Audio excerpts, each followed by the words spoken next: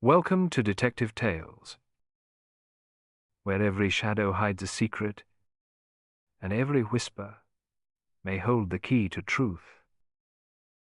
Tonight, we invite you into a world of snowbound silence, where, amidst the grandeur of the Alps, a haunting aria falls quiet forever.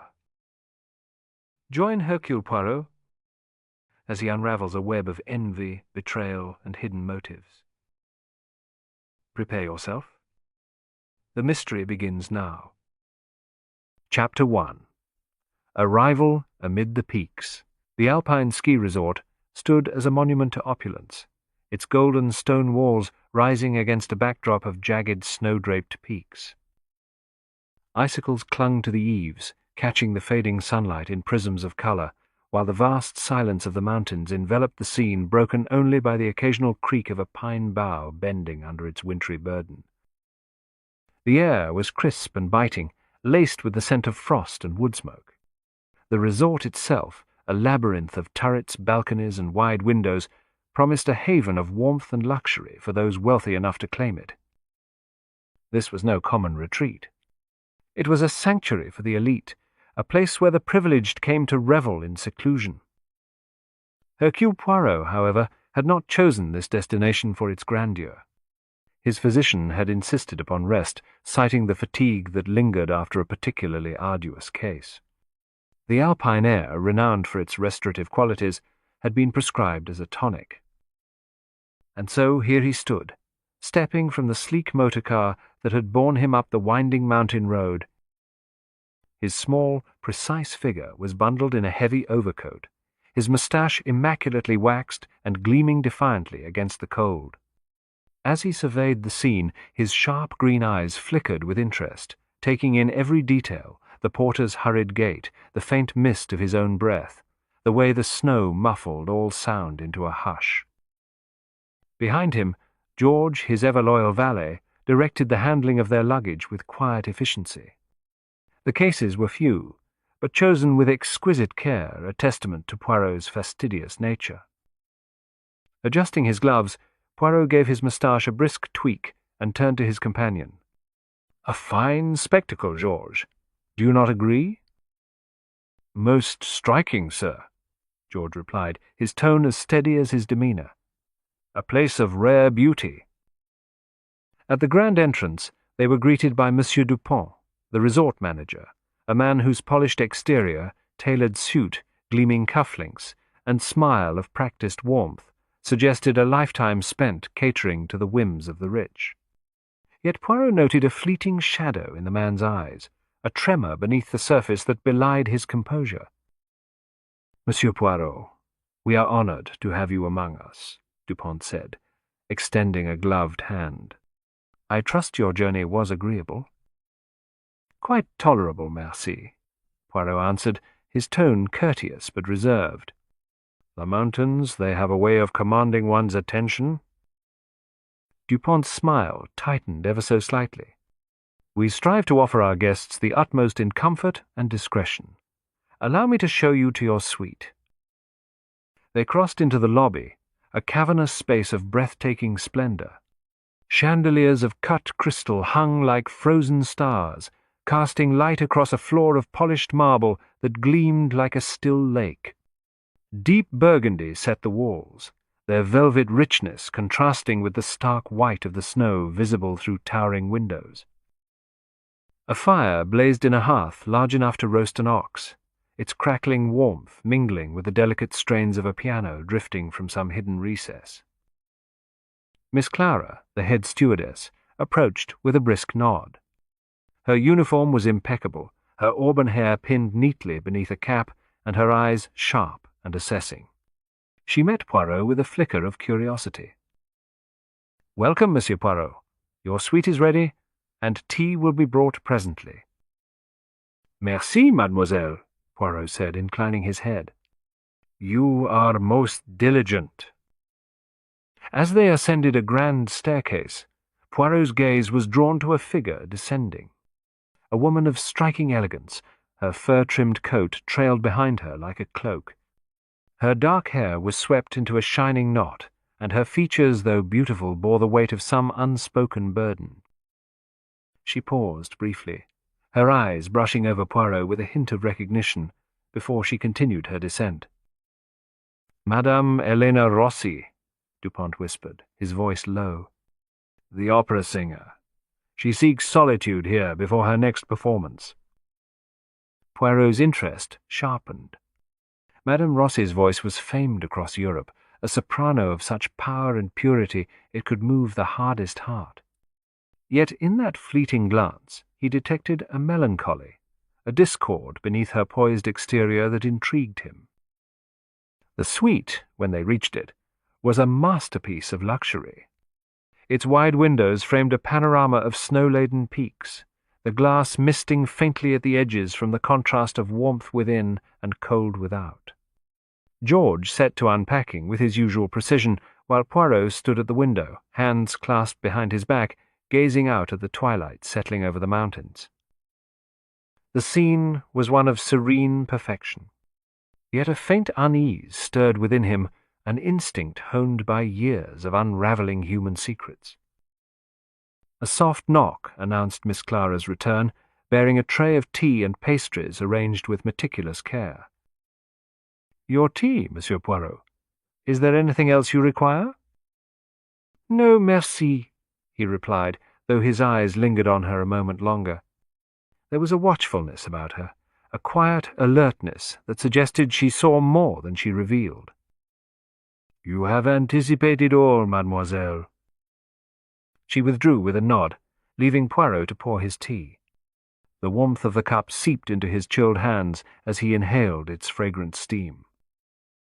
The resort was a marvel, every detail designed to soothe and enchant.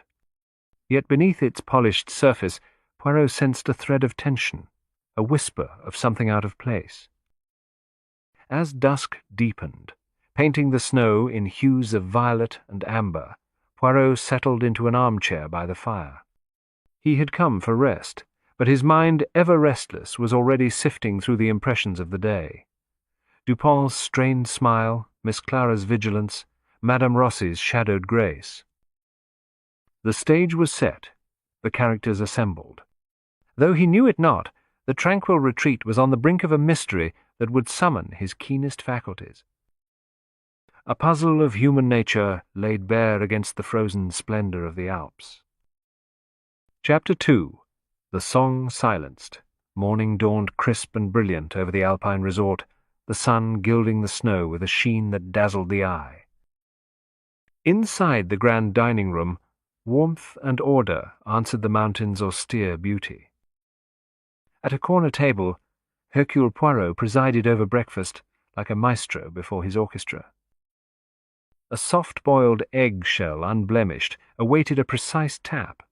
Toast points stood aligned like soldiers. A pot of tisane sent up delicate tendrils of steam. He adjusted the spoon, scented the cup, and allowed himself a small nod at the symmetry of it all. Around him the murmur of conversation flowed in cultivated undertones, silver-touched porcelain in a rhythm both discreet and refined. To a casual ear, serenity. To Poirot, harmony with one thread drawn a little too tight. He lifted his spoon, and a cry cut the room in two. It was sharp, raw, unguarded, a sound that stilled hands in mid-air and broke sentences into silence. The dining doors swung wide, and a young maid stumbled through, cheeks flushed, breath broken into gasps. "Monsieur Dupont," she managed. "It is Madame Rossi." "She is?" "She is dead." Shock rippled outward. A glass chimed where it struck a plate. A napkin fell, soundlessly, to the parquet. Poirot set down his spoon with deliberate care and rose. By the doors, Monsieur Dupont had appeared as if conjured polish intact, but colour drained, mouth a disciplined line that could not mask alarm. "What is this, Marie?" he demanded. "Speak plainly." "Outside her chalet," the maid said, swallowing. "In the snow. I found her just now." "Mon Dieu!" Dupont breathed, then turned, already commanding. "Miss Clara, keep the guests calm. Fetch Dr. Vogel at once." "Of course, monsieur," said Miss Clara, who had come forward with composed efficiency. She faced the room. "Ladies and gentlemen, pray remain seated. There is no cause for alarm." Poirot stepped to Dupont's side. "Permit me to accompany you, monsieur," he said softly. "A second pair of eyes may be of use." Dupont hesitated the space of a heartbeat, then nodded. "Your presence is appreciated, Monsieur Poirot." They crossed the lobby at speed, the cold striking like clear glass as they emerged onto the snow-packed paths. Their boots crisped the surface, breath unwound in pale banners before them. The chalets crouched under white roofs, lanterns faint against the morning blaze. A small cluster of staff and guests waited near the door of Madame Elena Rossi's chalet, faces taut, eyes fixed upon the thing none wished to see. The door stood ajar. A shallow trail of prints led outward to a drift, where a figure lay half embraced by the snow. She was on her side, the silk of a crimson robe shocking against the white, dark hair spilled in glossy ropes. Skin pale, lips faintly blue, eyes open to a sky that did not answer. Poirot knelt, brushing away the lace-fine crystals that clung to her cheek. A star extinguished, yes. And yet even in grief the little grey cells began their quiet work. Dr. Vogel arrived at a near trot, medical bag clasped tight. He dropped to his knees with the swiftness of a man practiced in winter emergencies, hands moving with brisk economy. After a short examination, he rose, breath lifting in the frigid air. "Hypothermia," he said. She went out insufficiently dressed, became disoriented, and succumbed to the cold. A tragic accident. "You are certain, doctor?" Poirot's voice was mild. "Quite certain," Vogel replied, tone clipped. "Observe the pallor, the rigidity. Only that robe. The elements do their work swiftly in such temperatures." "And yet?" Poirot inclined closer, eyes narrowing to a jeweller's focus. On the inside of the wrist he found a mark no larger than the prick of a needle, near invisible beneath a pearl of melted snow. He bent, inhaled with care, and caught it faint, bitter, unmistakable. Almonds. The breath of cyanide. "This mark, doctor," he said, indicating it. "What do you make of it?"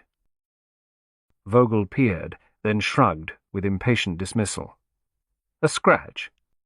An insect, perhaps. Nothing of consequence." "In my experience," said Poirot gently, "little is ever nothing." He let his gaze travel outward. Footprints crisscrossed the drift, a confusion of fresh tracks made by the gathering, beneath them older impressions softening under a fine powdering of new snow. Evidence or noise about the signal? He filed the thought away. Dupont hovered, hands twisting in a gesture that betrayed the careful schooling of his posture. "This is a catastrophe," he murmured. "Madame Rossi was the pride of our season. If the papers—" "Courage, monsieur," Poirot said, touching his arm with quiet gravity. "We shall proceed with discretion. Tell me, when was she last seen alive?" "Last night at dinner," Dupont said. She excused herself early, claiming fatigue. No one saw her afterward. "And her chalet, was it secured?" Dupont spread his hands, helpless. "Guests may lock their doors. Staff hold pass-keys for service. I cannot say how she left, or whether the door was locked upon her return." Miss Clara had edged nearer, composed as ever, though the colour had thinned in her face. "Mademoiselle," Poirot addressed her, "did you note anything unusual last night, any movement by the chalets?" "No, monsieur," she said. "It was quiet. But I did see Madame Rossi in the lounge before she retired. She was speaking with a gentleman." The light was poor. I could not see who. "A gentleman," Poirot repeated. "Can you describe him?" She made a small, apologetic gesture. "It was too dim, and I was at a distance. They seemed intent perhaps in disagreement, though I heard no raised voices." "Just so," Poirot murmured. "Most curious." He regarded the body once more, the pale wrist with its treacherous whisper of a puncture, the faint bitterness still clinging to silk. "There was accident in this, yes. An accident engineered to appear inevitable." George had come up quietly, steady as ever, eyes already taking stock of paths and faces. "Georges," said Poirot without looking round, "be so kind as to fetch my notebook. Our convalescence, it seems, must wait. I good." "As you wish, sir," George replied, and withdrew with economical speed. Poirot rose, the snow releasing his knees with a soft crackle. He let his gaze sweep the little crowd. Shock worn openly, curiosity poorly hidden, one or two expressions too carefully arranged. The resort, golden, lavish, intent upon discretion, had become a stage. The first curtain had fallen with a cry. The audience gathered unbidden.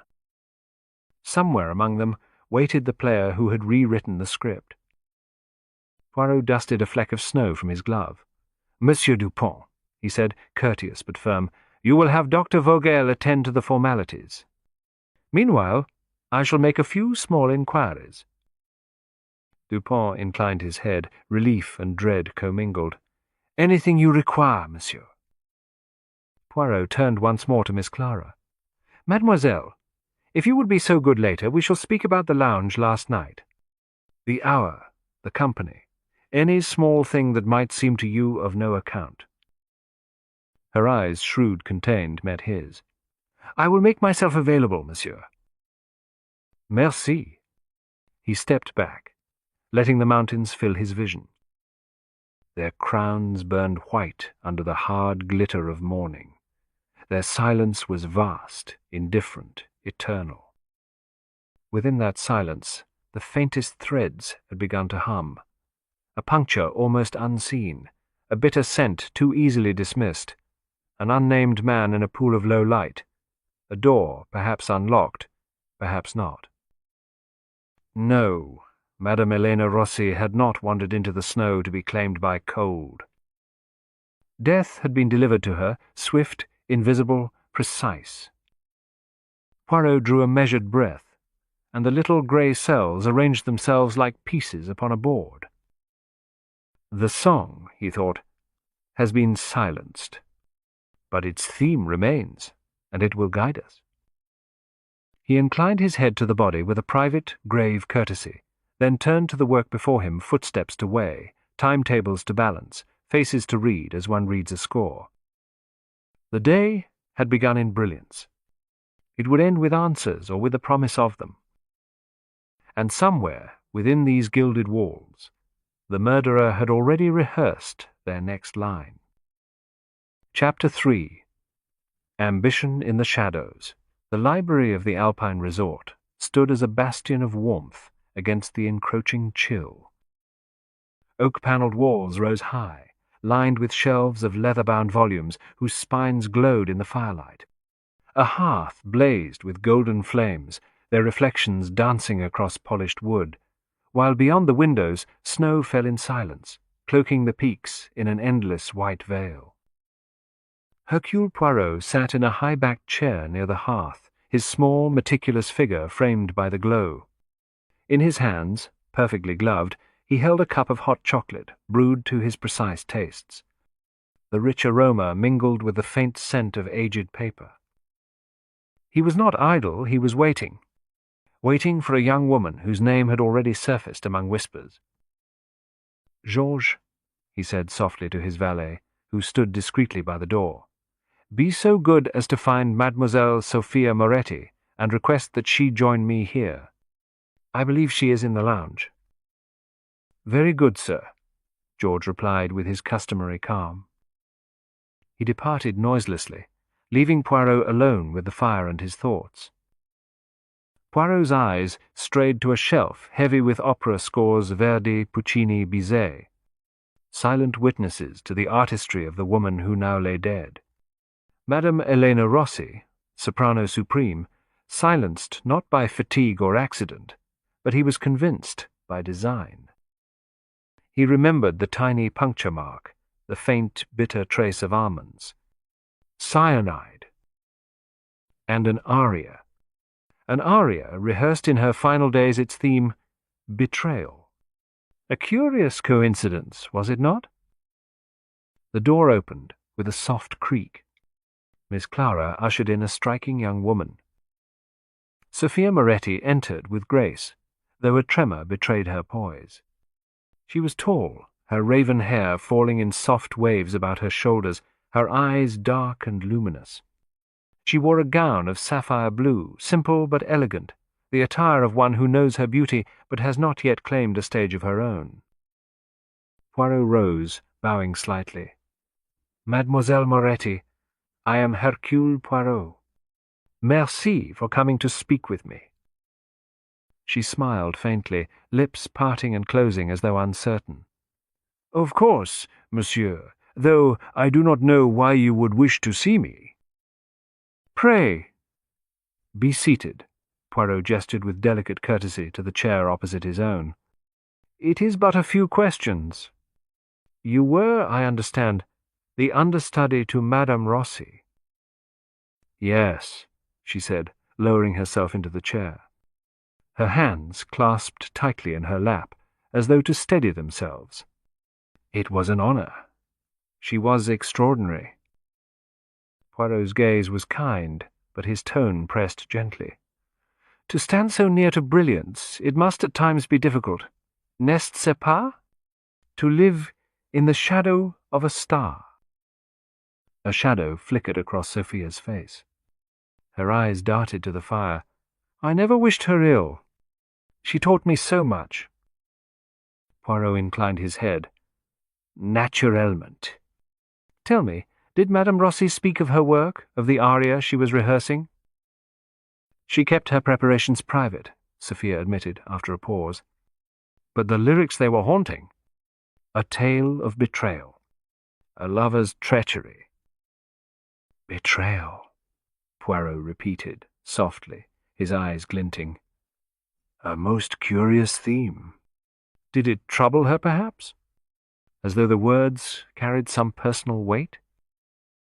"I cannot say for certain," Sophia whispered. "She was distracted these past days. Once I saw her reading a letter. It seemed to upset her, but she said nothing." Poirot steepled his fingers. "And on the night of her death, did you see her? Perhaps in the lounge?"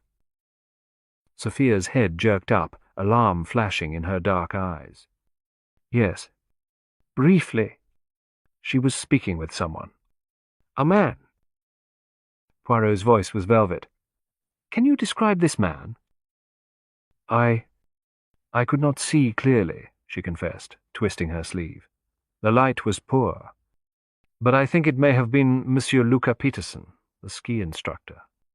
They seemed intent, perhaps arguing. I heard no raised voices." "Ah, Monsieur Peterson," Poirot murmured. "Most curious." He shifted gently. "Tell me, mademoiselle, had Madame Rossi enemies? Anyone who bore her malice?" Sophia hesitated, lips parting, then closing again. "Not enemies exactly. But she was demanding. Some found her difficult. There was a critic, I recall, who once wrote a cruel review. She took it hard. His name, Franz Bauer." "Merci, mademoiselle," Poirot said, rising. The interview concluded. Sophia followed, her relief palpable. At the threshold, Poirot asked one final question. "Did you notice anything else? Any hint of fear in Madame Rossi?" Sophia paused, her hand on the knob. "She was quieter than usual. More distant. And that letter, it troubled her." Poirot inclined his head gravely. "Merci, mademoiselle." That will be all. She slipped out, the door closing behind her. Poirot turned to George, who had returned silently, his presence steady as ever. A nervous young woman, George. Her ambition burns like a flame. But is it the flame that warms, or the flame that consumes? Before George could answer, there came a knock. Monsieur Dupont entered, his polished calm frayed by worry. Monsieur Poirot, forgive me. The guests are uneasy. They fear for their safety. Poirot smiled faintly, his voice calm. Reassure them, monsieur. The truth has a way of restoring order even in the most delicate of snowflakes. Dupont bowed slightly, visibly comforted, and withdrew. Poirot adjusted his tie with a precise flick, his reflection caught in the glass of the bookcase. Impeccable as always. Yet beneath his calm exterior his mind was alive with thought. Sophia's unease. The aria of Betrayal. The critic's name. The man in the lounge. The mysterious letter. The stage widened. The players revealed their masks. Poirot gazed through the window at the falling snow, at peaks that stood silent and eternal. Indifferent witnesses to human folly. Within these gilded halls, a deadly drama had begun its act, and Hercule Poirot would see it through to its final curtain. Chapter 4.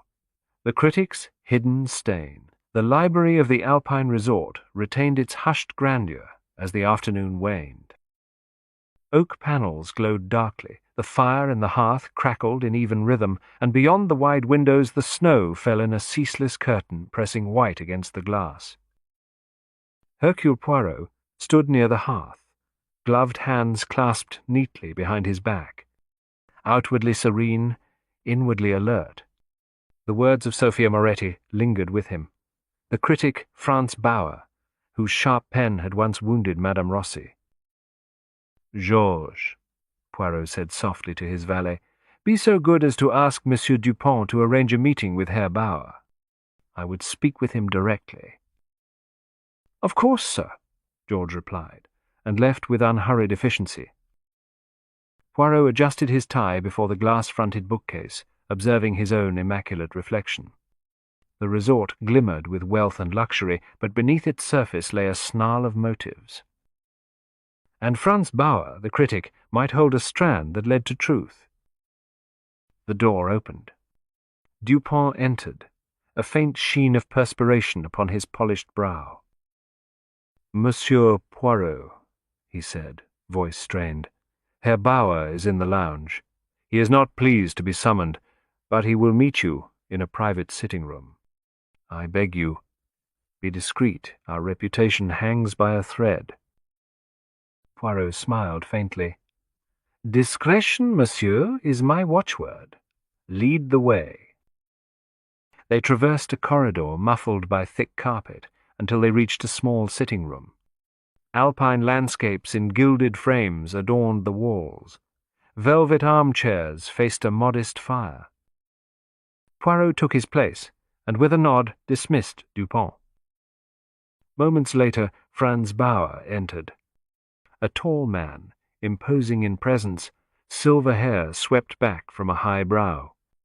His charcoal suit was tailored to perfection, softened only by a silk cravat at his throat. But his posture carried tension, and behind wire-rimmed spectacles his sharp eyes flickered with disdain. Monsieur Poirot, he said, his tone smooth, edged with impatience. I understand you wish to speak with me. I hope this will be brief. I have work to attend. Poirot rose, inclining his head. I am grateful for your time, Herr Bauer. Please be seated. It is but a few questions. Vase? Bauer sat opposite, crossing his legs with deliberate care. His hands rested lightly upon the armrests, yet Poirot noted the faint twitch of his fingers, a sign of unease. I cannot imagine what I might contribute, Bauer said.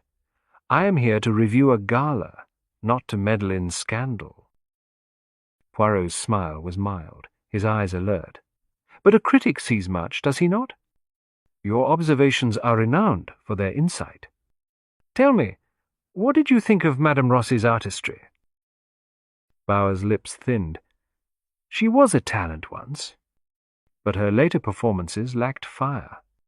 "A critic must speak the truth, Monsieur Poirot, even when it stings." "Truth, it is a noble pursuit," Poirot agreed softly. "And Madame Rossi, she took your words to heart, I hear." Bauer gave a dismissive shrug, too casual to be convincing. "She was a diva, sensitive, as they all are. Praise or blame both cut deeply in such a world." Poirot leaned slightly forward. "On the night of her death, Herr Bauer, you were writing a review, yes?" Bauer's tone sharpened. "Indeed. I retired to my room after dinner and worked late on the Milan opera season." "May I see this review?" Poirot asked, as if idly curious. "I am fascinated by how one distills music into words." Bauer stiffened. "It is unfinished. I do not share drafts." Poirot's gaze remained mild. "Perhaps your notes, then. It would aid me in establishing the timeline of your evening." Jaw tightening, Bauer rose abruptly. "Very well. 0, 5. Come with me." They crossed to his suite. The room reflected its owner, orderly, austere. A desk stood by the window, a neat stack of papers beside a gleaming typewriter. Books lined the shelves. Ink and tobacco scented the air. Bauer rifled through papers, selecting several sheets. "Here. My notes.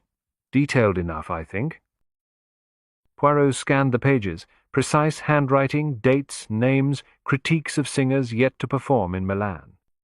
As Bauer turned to replace a sheet, Poirot's eye caught the desk drawer, left slightly ajar. Through the gap gleamed a small vial, liquid pale and luminous. "What is this?" Poirot asked, his voice mild as he reached for it. Bauer snatched it back with startling speed. "A trinket from Venice. A curiosity, nothing more." Poirot's brows arched, interest sharpening. "A curious souvenir indeed. Might I examine it?" "No." Bauer's composure cracked, colour rising to his cheeks. "It is private. Respect that." Poirot inclined his head, returning the notes. "As you wish. I shall not press for now." He filed the moment away. The vial, was it cyanide? Bauer's reaction, fear, or only irritation? "Thank you for your cooperation, Herr Bauer," Poirot said, courteous but firm. As he left, his thoughts raced. Sophia had hinted at a critic. Dupont had whispered of guests restless. And here, in Bauer's room, a vial too hastily concealed. The pieces did not yet fit, but the outline was forming. In the lounge, Miss Clara was arranging a vase of winter roses. Poirot approached. "Mademoiselle, did you see Herr Bauer on the night of Madame Rossi's death?" "Yes," she said calmly. "Around midnight he left his room looking agitated. He returned soon after, empty-handed." "Most interesting," Poirot murmured. He stepped to the window, gazing at the snow piling against the glass. The resort's serenity was a mask. Beneath it coiled bribery, secrets, ambition, and fear. Herr Bauer's vial might yet hold the answer. Or it might be a shadow, distracting from the true hand that had struck. "Georges," Poirot said as his valet rejoined him, "we must proceed with care. The puzzle grows complex, but the pieces they will align in time." "Indeed, sir," George replied, calm as ever. Poirot straightened his coat with a precise tug. The game deepened, the stakes rose, and Hercule Poirot, master of order and truth, was ready for the next move. Chapter 5. A Grudge on the Slopes. The lounge of the Alpine resort glowed with firelight, its warmth spilling across polished wood and velvet furnishings. Beyond the tall windows, snow fell in a relentless veil, softening the jagged peaks into dreamlike silhouettes. Hercule Poirot sat in a small alcove near the hearth, his figure neat and compact, his gloved hands resting lightly upon the chair's arms. Around him, the hum of guests filled the air, soft laughter, the clink of glasses, conversations about skiing triumphs and society gossip. Yet his sharp green eyes fixed on one man alone. Luca Peterson, the ski instructor. Tall, athletic, bronzed by the sun of Alpine slopes, he moved with an effortless grace. His smile was quick, practiced, his manner confident. But Poirot observed more the shadows that flickered across his face when he thought himself unobserved, the stiffness in his shoulders, the bitterness that clung like a faint scent. Here was a man whose charm was a cloak beneath which smouldered a wound deep enough, perhaps, to fester into hatred. "Georges," Poirot murmured, "be so good as to ask Monsieur Peterson to join me. He lingers near the bar." George inclined his head and glided away. Moments later, Luca Peterson approached, his expression a careful mixture of curiosity and caution. "Monsieur Poirot," he said smoothly, "you wish to speak with me?" "Oui, monsieur," Poirot replied, gesturing to the chair opposite. "Pray sit. A few questions only regarding Madame Elena Rossi." Peterson lowered himself into the chair, resting his hands on his knees. Poirot noted the brief clench of fingers, the flicker of tension beneath polished manners. "I am not sure what I can tell you," Luca began cautiously. "I barely knew her." "And yet," Poirot said softly, "you were seen arguing with her before her death. A heated exchange, I am told. Can you explain this?" Luca's jaw tightened, anger flashing in his eyes. "It was nothing. A disagreement over her lessons. She was demanding." Poirot leaned forward, his gaze piercing. "I think, monsieur, there is more. Madame Rossi, I believe, played a role in your past, a most significant one." Colour drained from Luca's face. "How do you know that?" he whispered. Poirot's smile was faint, his voice gentle but firm. "Your reaction when her name was spoken betrayed you, and the medical textbook, half hidden among your ski manuals, told its tale. You studied medicine once, did you not?" "I made inquiries. Madame Rossi was a patron of your school." Luca's shoulders sagged. His voice was low, bitter. "Yes. I was young, foolish. I flattered her, courted her favor. When she discovered my deceit, she had me expelled. She destroyed my career before it began." "And you blamed her," Poirot said, his tone still quiet, but each word keen as a blade. "Yes," Luca admitted. "I blamed her. She might have shown mercy. Instead, she chose to ruin me. I rebuilt myself here, teaching, surviving, but the scar remained." Poirot regarded him with sympathy, though his eyes stayed sharp. "On the night of her death you quarrelled again?" Luca's gaze dropped. "She mocked me. She saw me with guests and said I was wasting my potential, that I might have been a doctor instead of merely an instructor. It stung. I lashed out. But I swear, monsieur, I did not kill her."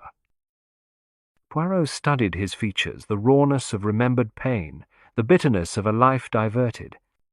"Where were you at the time of her death?" "In my room, asleep. I have no one to vouch for me, but I did not leave." Poirot tapped a finger against the chair's arm, thoughtful. "I am inclined to believe you, Monsieur Peterson.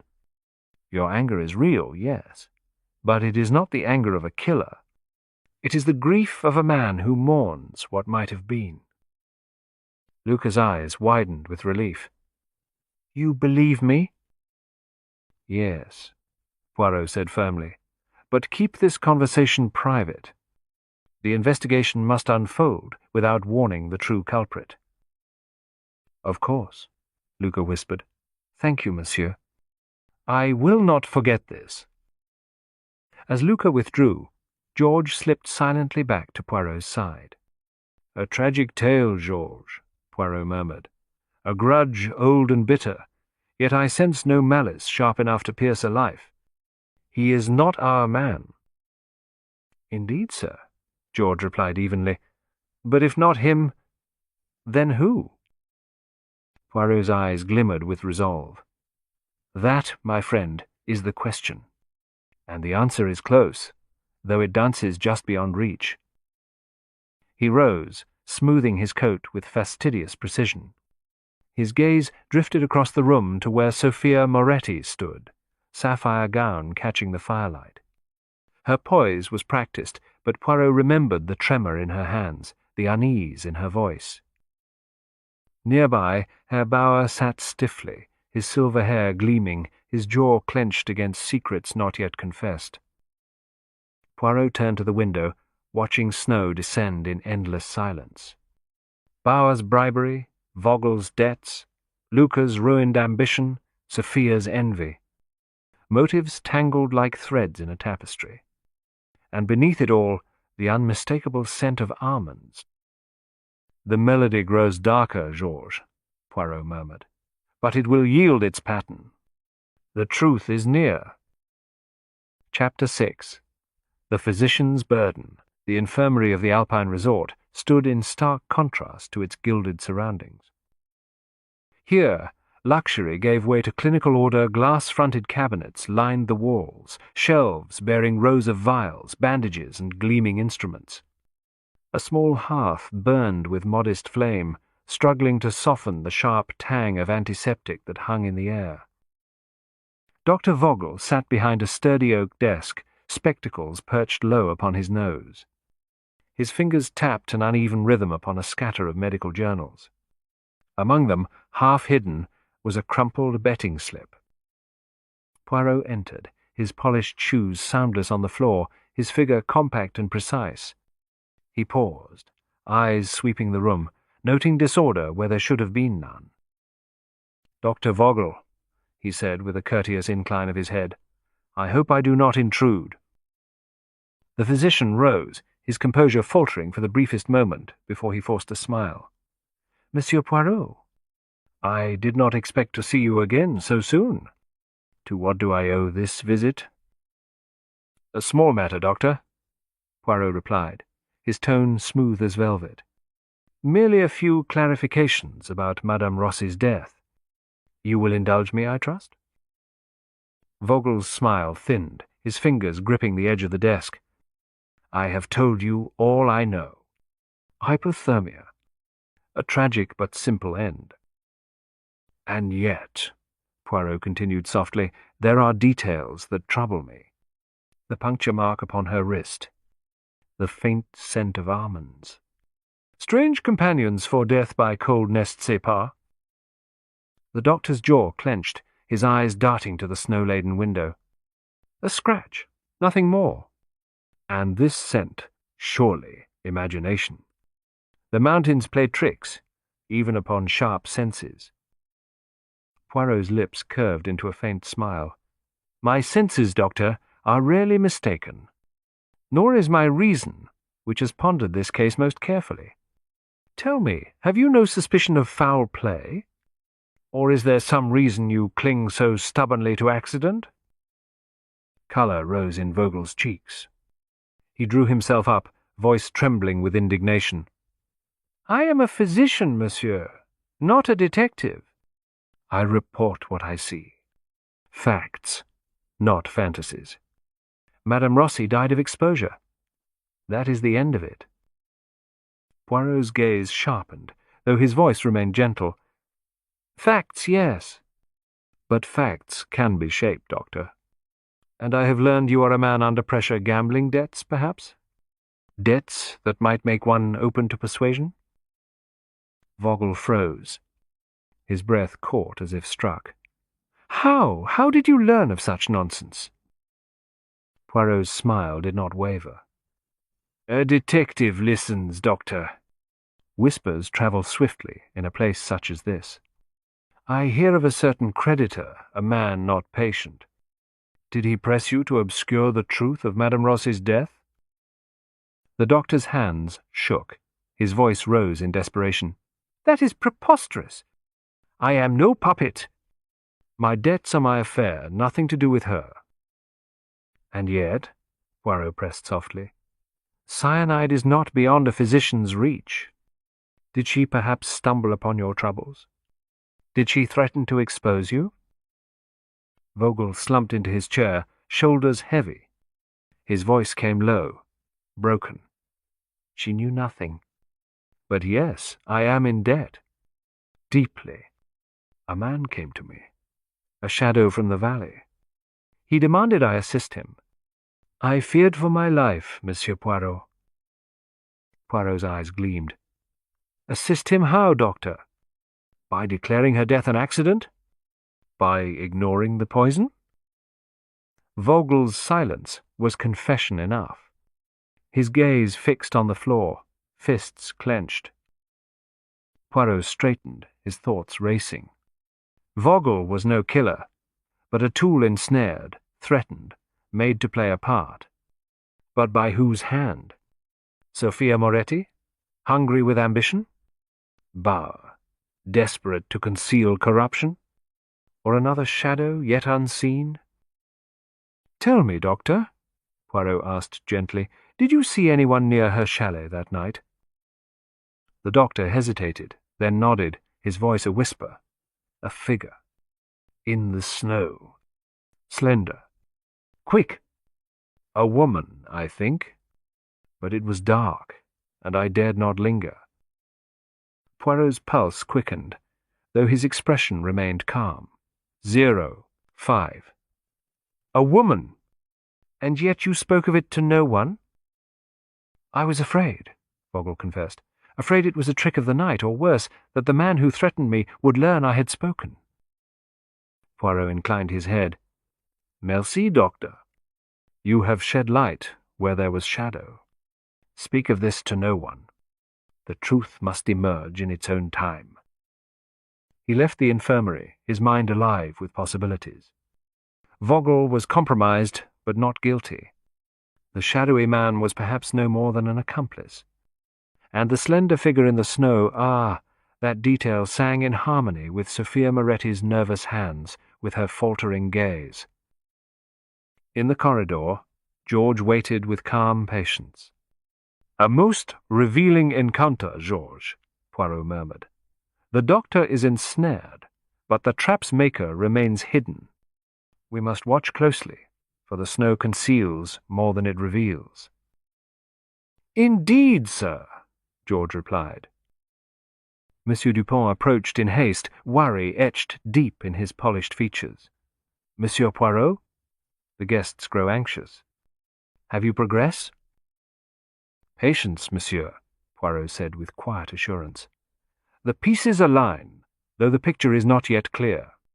Order will be restored. Dupont nodded, relief tentative, and withdrew. Poirot turned once more to George, his eyes sharp with resolve. Miss Clara may have seen this woman too. And Sophia Moretti must be questioned again. The game deepens, Georges. But Hercule Poirot shall not be outplayed. Is not it? How the Bragian overfall. With a precise tug at his coat, he set off down the corridor, the snow outside still falling, silent and unyielding. Within these golden walls, deceit had taken root, but truth would bloom. Chapter 7. The aria of Betrayal. The library of the Alpine resort stood as a fortress of quiet amid the storm. Its oak-panelled walls rose high, sheltering rows of leather-bound volumes that seemed to hold their breath. The hearth glowed with fire, casting embers light upon gilt frames, while beyond the windows the snow fell thick and ceaseless, piling high against the glass.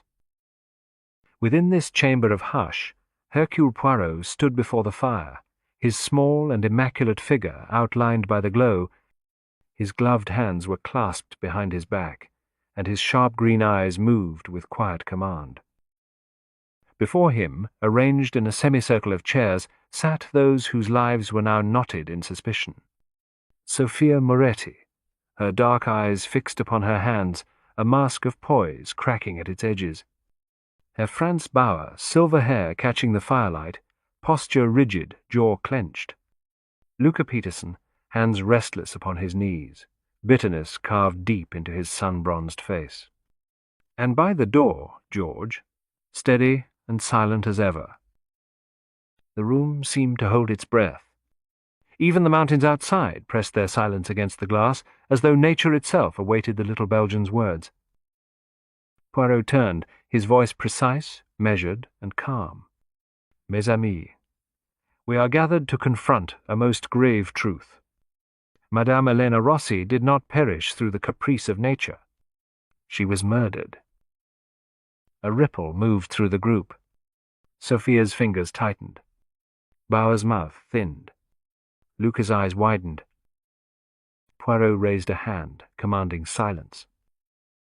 "The weapon," he continued, "was a rare toxin. It was delivered through a needle so fine that it left but the whisper of a mark upon her wrist. The faint scent of almonds upon her robe, which I alone detected, betrayed cyanide, a poison swift and merciless." Bauer shifted in his seat, spectacles glinting. Sophia lowered her gaze. Luca sat rigid, breath caught between disbelief and dread.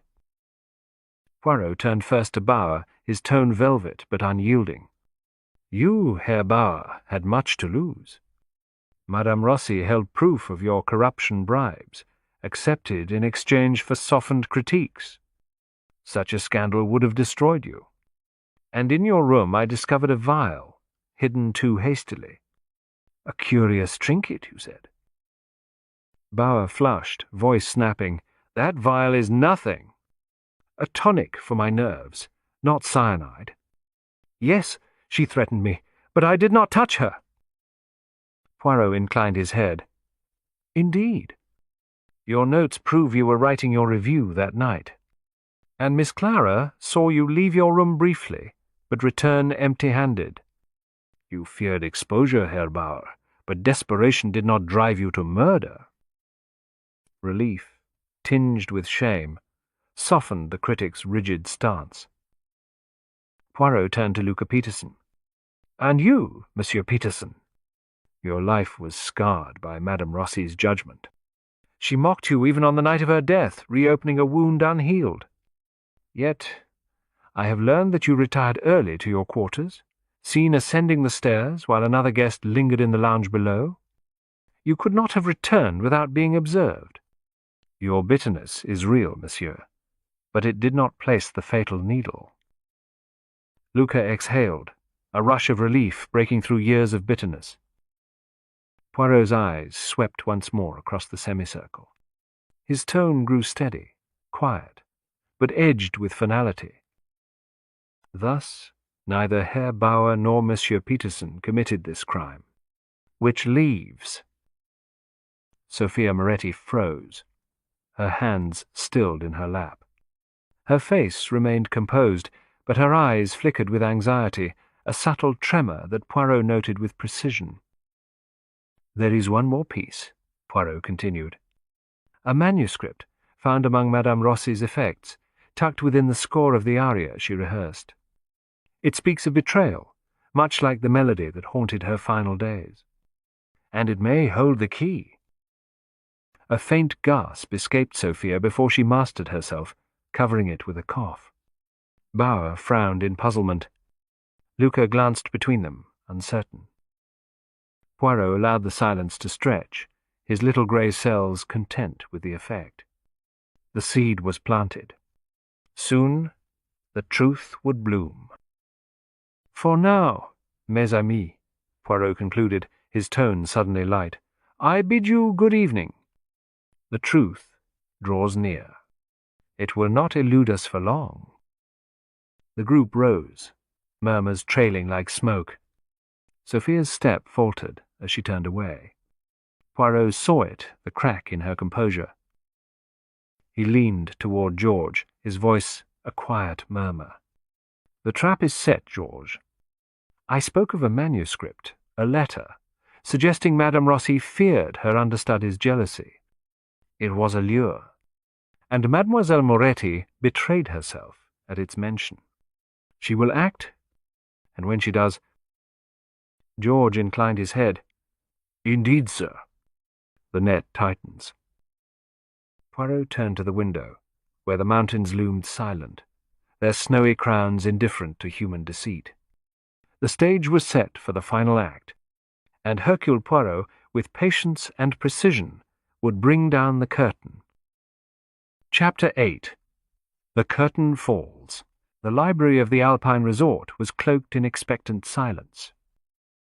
The oak-panelled walls and towering shelves of leather-bound volumes seemed to lean inward, listening. A fire glowed in the hearth, its crackle the only sound besides the whisper of snow pressing against the windows.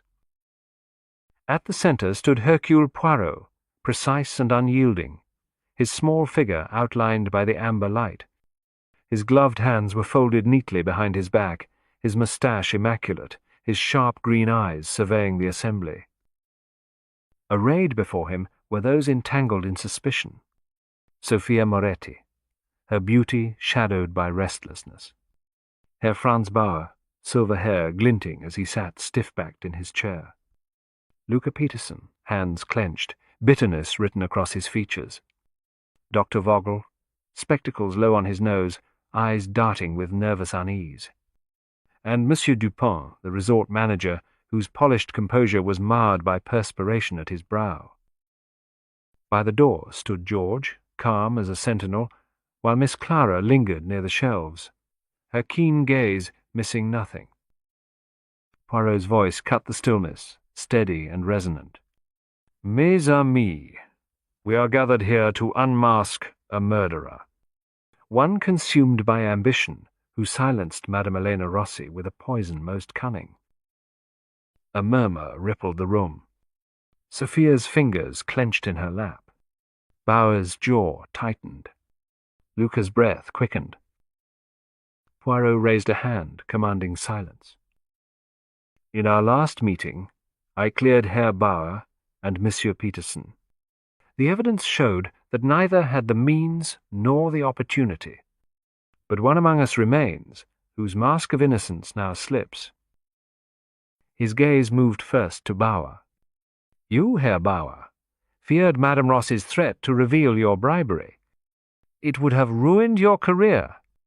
Yet the vial in your possession was no poison but a tonic for your nerves. And your notes and Miss Clara's observation prove you were occupied with your review that night. You are guilty of corruption, Herr Bauer, but not of murder." Relief softened the critic's stern posture, though shame lingered in his eyes. Poirot's eyes shifted to Luca. "Monsieur Peterson, your grudge was deep, born of ruined ambition. She mocked you, even on her final night. Yet you were seen retiring early to your quarters. The porter witnessed your ascent, and the stairs being the only way prove you could not have returned unseen. Your anger is real, monsieur, but it did not wield the fatal needle." Luca exhaled, trembling with the relief of absolution. Poirot's gaze turned, sharp and unwavering, upon Sophia Moretti. "Mademoiselle Moretti," he said softly, "you spoke of the aria Madame Rossi rehearsed an aria of betrayal. You understood its meaning all too well, for it was you who turned its theme into reality." Her lips parted, her voice a whisper. I do not understand, monsieur." Poirot's tone was gentle but relentless. "You sought what she had, fame, glory, the adoration of the stage? But Madame Rossi stood in your way. And so you obtained a rare poison from Dr. Vogel, exploiting his debts and his fear. You wove a plan delicate as lace and as deadly as the frost outside." He stepped closer, his words unfolding with precision.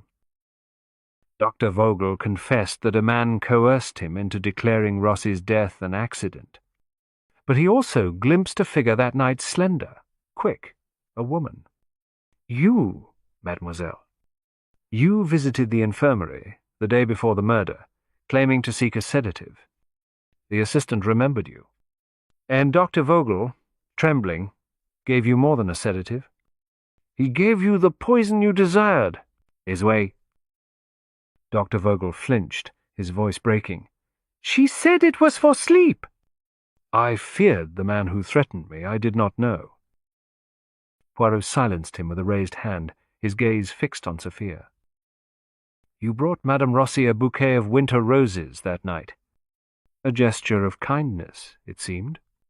But hidden within the thorns was a needle laced with cyanide. One prick upon her wrist, unseen as she accepted the flowers, was enough. The scent of almonds upon her robe betrayed you. Her body grew cold and still, as though claimed by the mountain frost. Sophia's voice broke into protest. No! You have no proof. Poirot's tone remained calm, assured. The proof lies in the details. The assistant's memory of your visit, the doctor's fear, the roses discarded near her body, their thorns still stained faintly. And the manuscript I spoke of, Mademoiselle, it was a trap. A letter I crafted, suggesting Rossi suspected your jealousy. When I revealed it, your fear betrayed you. You sought to retrieve it, but it never existed.